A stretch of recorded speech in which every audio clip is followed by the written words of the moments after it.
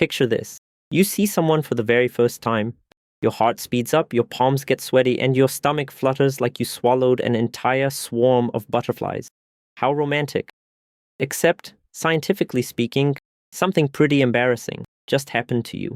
Your brain briefly lost control, because the exact regions lighting up in your head right now also fire in someone biting into a bar of chocolate or hitting the jackpot on a slot machine. Welcome to possibly the least romantic explanation of love you've ever heard. And don't worry, it gets worse. Let's start with the main culprit, dopamine. A researcher put freshly in love people into a brain scanner and showed them a photo of their crush. And deep down in the brain, a tiny reward center switched on, the same spot that lights up over a piece of chocolate. Over gaming, over gambling, over a big win.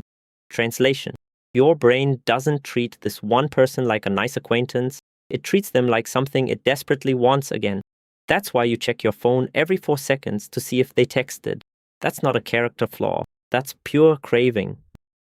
But dopamine is just the beginning. Now for the truly embarrassing part, in people who have just fallen in love, another chemical drops dramatically, serotonin. Researchers in Italy measured it and found levels in the newly in love were about 40% lower than normal.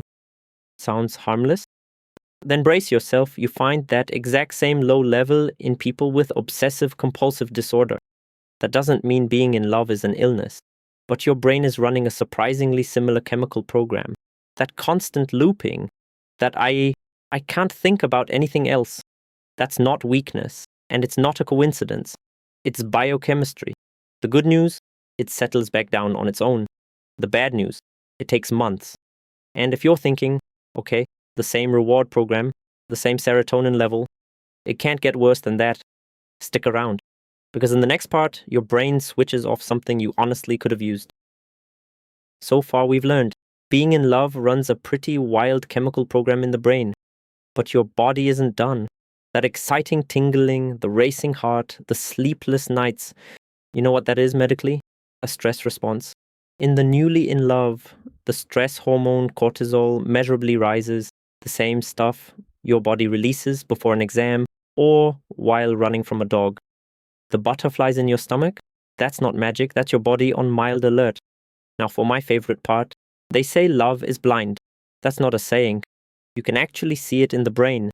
A neuroscientist in London found that when we're in love, the brain dials down the very regions responsible for critical judgment. The areas you'd normally use to think, hang on, he still lives with his mother and named his scooter Baby. Your brain just turns those down. In other words, nature made you a little dumber on purpose, so you'd fall in love. Thanks a lot. And how fast does your brain even decide if it likes someone? Researchers showed people faces for just a tenth of a second. A tenth of a second. And the verdict was basically the same as when they were given all the time in the world. So your brain already said yes or cow before you could even blink once. And who do you fall for? Often the person who's simply around a lot. The more we see someone, the more attractive we find them. Plain familiarity is enough. So statistically, your great love is often just the person who happened to sit next to you on the bus. Oh, and your nose gets a vote too. In a famous experiment, women smelled men's worn t-shirts and preferred the scent of the men whose immune genes differed most from their own. Romantically speaking, you may have partly chosen your partner because their sweaty shirts were a good biological match. And if you want to shortcut all of this, there's actually a recipe from research. 2 strangers ask each other 36 increasingly personal questions, then stare silently into each other's eyes for 4 minutes. In the lab, that measurably creates closeness.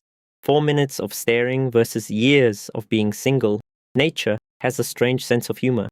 Just to be safe, it creates closeness, not a guarantee of true love.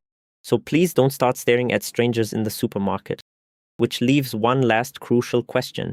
And it's a little cruel, because this whole madness comes with an expiration date. How long the high lasts, and why nature installed all of this in the first place, that's next. Alright.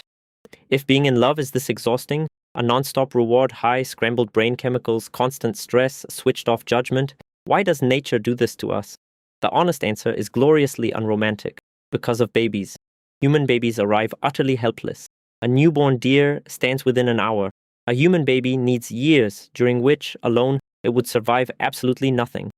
So evolution built a trick, a chemical high, strong enough to keep two people together long enough to get one tiny, screaming bundle through it as a team.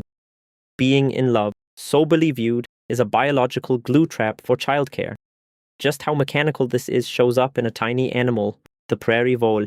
Some vole species are loyal for life, others are total players. The difference? Almost a single gene for one particular chemical. Researchers changed that one gene in the unfaithful males, and suddenly they turned into loyal partners. One gene. That's how thin the thread sometimes is between the one and, yeah, we'll see.